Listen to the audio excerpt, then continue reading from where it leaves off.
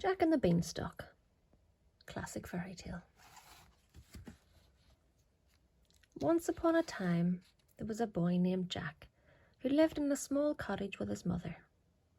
The only possession they had in the world was a cow named Milky White, whose milk they sold at the market. But one day, Milky White stopped giving milk, and Jack's mother told him to sell her so they could get some money for food. The next morning, on his way to the market, Jack met a strange old man who proposed a swap. Milky White for a handful of beans. But they're not just any beans, the man told Jack. They're magic. Jack knew he had to have them. If they don't grow, the old man said, I will give you your cow back, and I will throw in a free bag of cow manure for your trouble. Well, that sealed the deal, and they made the exchange. Whoop, whoop, whoop. Once he was round the next bend, the old man let out a whoop. He couldn't believe his luck. Ever since he'd eaten one of those awful beans, he'd had terrible pains in his stomach. He'd been coughing up leaves, and shoots had been growing out of his ears. When Jack arrived home, he proudly showed his mother the beans and told her of the special deal he had made with the old man. His mother took the beans and looked at them. What? She exclaimed. How could you be so foolish as to give away our Milky White for a handful of beans? And with that, she threw the beans at Jack, and they bounced out the window.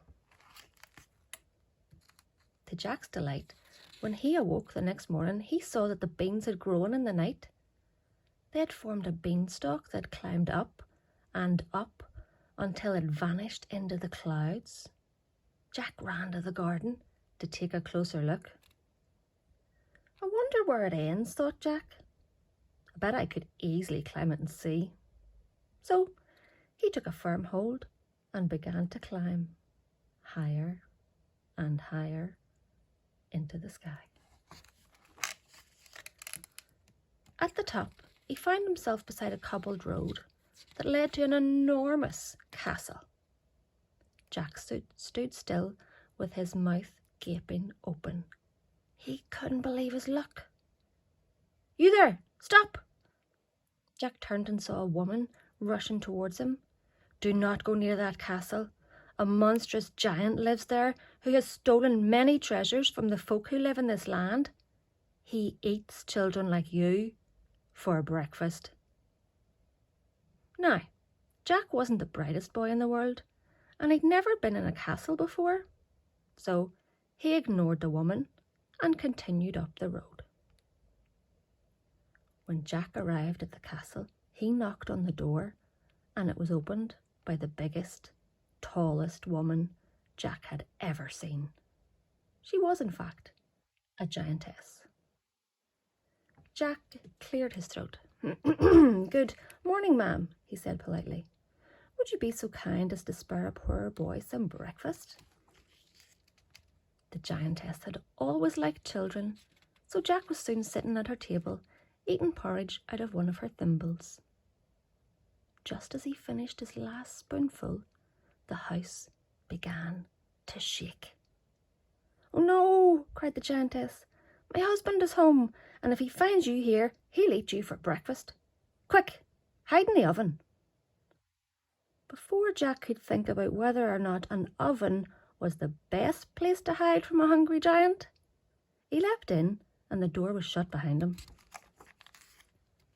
The giant thumped into the room and stopped abruptly, sniffing the air. Then he cried out in a voice like thunder, Fee, fi, fo, fum, I smell the blood of an Englishman. Be he alive or be he dead, I'll grind his bones to make my bread. Ach, nonsense, said the giantess. It must be the man you had for dinner yesterday. She brought him a plate of roast beef and patted his giant head. Once the giant had finished his meal, he got up and opened the door to an adjoining room. Jack could see through the crack in the oven door that the room was filled with bags of glorious, shining gold. The giant sat down and began to count some of the money, until eventually his head began to nod and he started to snore. Jack crept out of the oven. As he tiptoed past the giant, he snatched a bag of gold and ran as fast as he could to the beanstalk. When he got home, he told his mother of his adventure and proudly showed her his loot. "Ah, with this money we can eat well for months," she exclaimed. She hugged Jack tightly. Encouraged by his mother's reaction, Jack woke the next morning and climbed the beanstalk again. Once he reached the top, he ran past the woman as she tried again to warn the silly boy, but he went straight to the castle door and knocked. Soon, Jack was sitting at the table while the giantess smiled and watched him eat porridge. But again, as he finished his breakfast, the house began to tremble. Jack quickly scrambled into the oven just as the giant stomped in. The giant bellowed, "Fee, fi, fo, fum! I smell the blood of an Englishman. Be he alive or be he dead, I'll grind his bones to make my bread." But the giantess just chuckled and gave him some giant chicken nuggets. Afterward, the giant left the kitchen for a moment and came back holding a hen.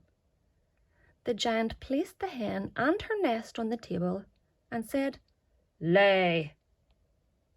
Miraculously, the hen did as she was told and laid an egg made entirely of gold. After patting the hen and smiling at the egg for quite some time, the giant's head began to nod and he started to snore. Quick as a flash, Jack crept out of the oven, grabbed hold of the hen and the golden egg and climbed as fast as he could down the beanstalk. When he got home, he proudly showed his mother the giant hen, and she marvelled at the magnificent solid gold egg. Next morning, Jack was up the beanstalk before the sun had risen. Once again, as Jack was eating porridge, the house began to shake, and Jack climbed into the oven.